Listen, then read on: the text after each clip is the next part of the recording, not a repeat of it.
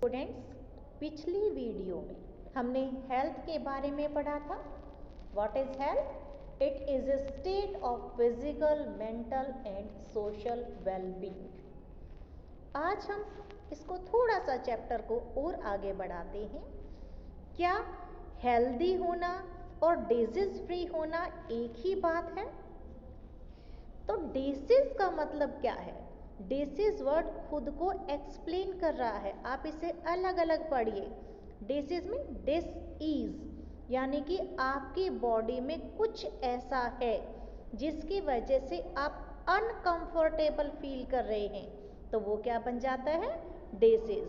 Disease mean being uncomfortable. लेकिन जो है ये जो वर्ड हम यूज़ तो करते हैं, लेकिन इस वर्ड का मतलब हमेशा सेम नहीं होता। इसको हम कैसे यूज़ करते हैं कि गुड हेल्थ का मतलब कुछ सबके लिए एक जैसा नहीं है। जैसे एक डांसर के लिए गुड हेल्थ का मतलब है कि अपनी बॉडी को डिफ़िकल्ट लेकिन ग्रेसफुल पोजीशन में स्ट्रेच कर सकती है, तो हम कहेंगे कि उसकी हेल्थ गुड है। इसी तरह से एक म्यूजिशियन है, उसके लिए गुड हेल्थ का मतलब क्या है कि उसकी ब्रीदिंग कैपेसिटी काफ़ी ज़्यादा है ताकि वो फ्लूट से मन चाहे नोट्स निकाल सके। तो डिजीज फ्री होने का मतलब गुड हेल्थ नहीं होता, दोनों चीज़ें सेम नहीं है। हो सकता है कि कोई हम कहते हैं कि उसे कोई फिजिकल कोई प्रॉब्लम नहीं है, तो हम कहेंगे कि वो डिजीज़ फ्री है। लेकिन जैसे हमने डांसर और म्यूजिशियन के केस में देखा, तो हम उसे हेल्दी नहीं कहेंगे। तो हेल्दी होना और डिजीज़ फ्री होना दोनों अलग अलग बात है।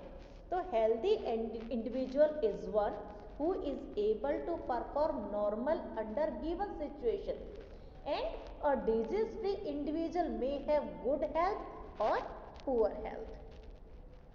अब डिजीज और इसके कॉज क्या है? डिजीज जो है कैसे होती है? हमें पता है कि हमारी बॉडी किससे बनी? सेल से मिलकर बनी है। सेल से मिलकर टिश्यू, टिश्यू से ऑर्गन और ऑर्गन से ऑर्गन सिस्टम बनते हैं। ऑर्गन सिस्टम को फिजियोलॉजिकल सिस्टम भी कहा जाता है। अब हर ऑर्गन सिस्टम में हर ऑर्गन का डिफरेंट फंक्शन होता है। जैसे डाइजेस्टिव सिस्टम है, उसमें फूड को अंदर ले जाने के लिए माउथ है, उसे चबाने के लिए टीथ है जो कि बकल कैविटी में है, स्टमक है उसमें डाइजेशन होता है, इंटेस्टाइन उसमें डाइजेशन और एब्जॉर्प्शन है। तो हम कह सकते हैं कि ऑर्गन सिस्टम में हर ऑर्गन का अलग अलग फंक्शन है। इसी तरह से मस्कुलोस्केलेटल सिस्टम है, वो आपकी बॉडी के बोन्स और मसल से मिलकर बना है। ये सिस्टम बॉडी के पार्ट्स को होल्ड करके रखता है और मूवमेंट में हेल्प करता है। तो जब भी कोई डिसीज होती है तो क्या होता है? बॉडी में कुछ ऐसी चेंजेस आती हैं जिससे उसकी नॉर्मल फंक्शनिंग रुक जाती है, और ये जो चेंजेस आती हैं इन्हें हम कहते हैं सिम्टम्स और साइंस ऑफ डिजीज। सिम्टम क्या होते हैं? सिम्टम वो एविडेंस होते हैं जो कि किसी डिजीज की प्रेजेंस को शो करते हैं।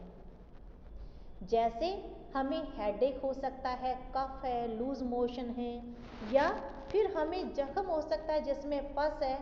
ये सभी सिम्टम है किसी डिजीज के। अब सिम्टम ये नहीं बताते कि एक्चुअल में डिजीज क्या है। जैसे हेडेक है, हेडेक आपको एग्जामिनेशन स्ट्रेस की वजह से हो सकता है, बहुत ज़्यादा हैवी वर्क आपने किया है, इससे आपकी जो है आई साइट में प्रॉब्लम आ गई है, उससे भी हो सकता है। ब्लड प्रेशर बढ़ गया है, उसकी वजह से भी हो सकता है। तो इस बहुत सारे रीज़न हो सकते हैं, लेकिन सिम्टम क्या आया? हेडेक आया। तो सिम्टम्स जो है आपको सिर्फ ये बताते हैं कि बॉडी में कुछ प्रॉब्लम है। आप उन सिम्टम्स के साथ डॉक्टर के पास जाते हैं, डॉक्टर सिम्टम्स के बेस पे जो है लेबोरेटरी टेस्ट करवाते हैं और फर्दर कंफर्म करते हैं डिजीज का, तो वो बन जाते हैं साइन। तो सिम्टम और साइन में क्या फ़र्क है? Symptoms indicate the presence of disease and science provide information about the presence of a particular disease. ठीक है, तो सिम्टम और साइन दोनों अलग अलग चीजें हैं। अब डिजीज के कॉज क्या क्या हो सकते हैं, कॉज के बारे में, जैसे adding that disease and its causes. Causes जो हैं क्या हो सकते हैं, हमारी जो हेल्थ है वो बहुत सारे फैक्टर से अफेक्ट होती है। ये फैक्टर्स जो होते हैं इमीडिएट हो सकते हैं या कंट्रीब्यूटरी भी हो सकते हैं। अब इसके जो कॉज क्या हैं, ये दो टाइप के हैं, एक एक्सटर्नल कॉज और दूसरे इंटरनल कॉज।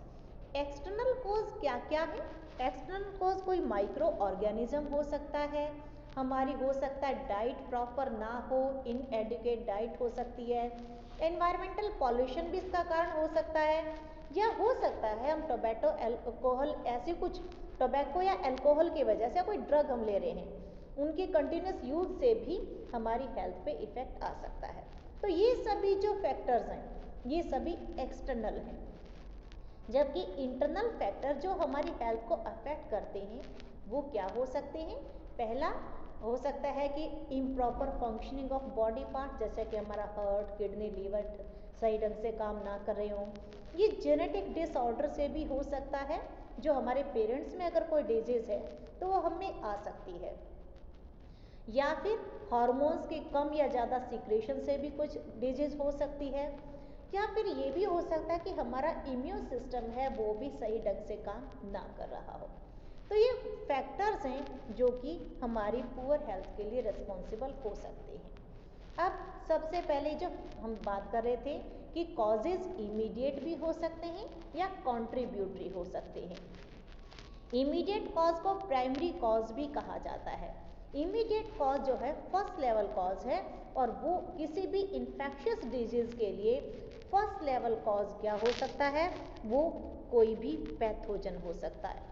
पैथोजन में वायरस, बैक्टीरिया, फंगस, प्रोटोजोआ, कोई वर्म, कुछ भी हो सकता है जो कि डिजीज के लिए रिस्पॉन्सिबल है, वो क्या है, पैथोजन है। मान लीजिए कोई बच्चा है, उसे लूज मोशन है, तो हम क्या कह सकते हैं, हम कह सकते हैं कि इमीडिएट कॉज इन्फेक्शन का क्या है, कोई वायरस या बैक्टीरिया है। तो इमीडिएट कॉज जो है उन्हें फर्स्ट लेवल कॉज भी कहा जाता है, और ये पैथोजन है। कंट्रीब्यूटरी कॉज क्या है, कंट्रीब्यूटरी यानी कि जो उसके साथ साथ हैं वो हो सकते हैं, उनको सेकंड लेवल कॉज भी कह सकते हैं। मान लीजिए कोई सभी आप जो है किसी पार्टी में गए, आपने खाना खाया, आपको फूड पॉइजनिंग हो गई, लेकिन उस पार्टी में जितने भी लोग हैं सबको तो फूड पॉइजनिंग नहीं हुई। इसका मतलब आप डिजीज के लिए ज़्यादा ससेप्टेबल है, आपको डिजीज जल्दी हो सकती है। रीज़न क्या हो सकता है, हो सकता है कि आपका इम्यून सिस्टम ज़्यादा हेल्दी ना हो। तो ये जो है इम्यून सिस्टम हेल्दी क्यों नहीं है, हो सकता है कि आपकी जो नरिशमेंट प्रॉपर आपको ना मिल रही हो। तो कुछ लोगों के अंदर बीमारी जो है होने की पॉसिबिलिटी थोड़ी सी ज़्यादा होती है, ससेप्टेबिलिटी ज़्यादा होती है। तो ये जो है जेनेटिक डिफरेंस की वजह से हो सकता है, या अंडर नरिशमेंट की वजह से हो सकता है। तो अंडर नरिशमेंट या जेनेटिक डिफरेंस जो है ये सेकंड लेवल कॉज कहलाते हैं। अब थर्ड लेवल कॉज क्या है, ऐसे जो कॉज हैं, मान लीजिए एक बच्चा है, हम कहेंगे कि उसे लूज मोशन है। लूज मोशन का रीज़न क्या है, कोई भी पैथोजन हो सकता है, ये फर्स्ट लेवल कॉज। अब सेकंड, लूज मोशन क्यों है, हो सकता है उसे नरिशमेंट प्रॉपर ना मिल रही हो, तो ये सेकंड लेवल कॉज हो गया। अब क्वेश्चन ये उठता है कि नरिशमेंट प्रॉपर क्यों नहीं मिल रही, हो सकता है कि उसके पेरेंट्स की इकोनॉमिक कंडीशन ठीक ना हो, और इस वजह से वो ऐसी किसी कॉलोनी में रह रहा है जहाँ पे पब्लिक हेल्थ सर्विसेज है वो भी पुअर है। तो पुअर पब्लिक हेल्थ सर्विस नहीं हो पाना, यानी कि पॉवर्टी जो है वो थर्ड लेवल कॉज हो जाता है डिजीज का। तो डिजीज के जो है थ्री जो कॉज लेवल हो गए, सॉरी 3 लेवल कॉज कौन कौन से, फर्स्ट जो है पैथोजन वो फर्स्ट लेवल कॉज है, सेकंड अंडर नरिशमेंट या जेनेटिक डिफरेंस वो सेकंड लेवल कॉज है, और थर्ड लेवल कॉज क्या है, पुअर पब्लिक हेल्थ सर्विसेज, ये थर्ड लेवल कॉज हो जाते हैं। और वो किस वजह से हैं, वो पॉवर्टी की वजह से हैं। आज के लिए इतना ही, बाकी हम नेक्स्ट वीडियो में पढ़ेंगे। Thank you.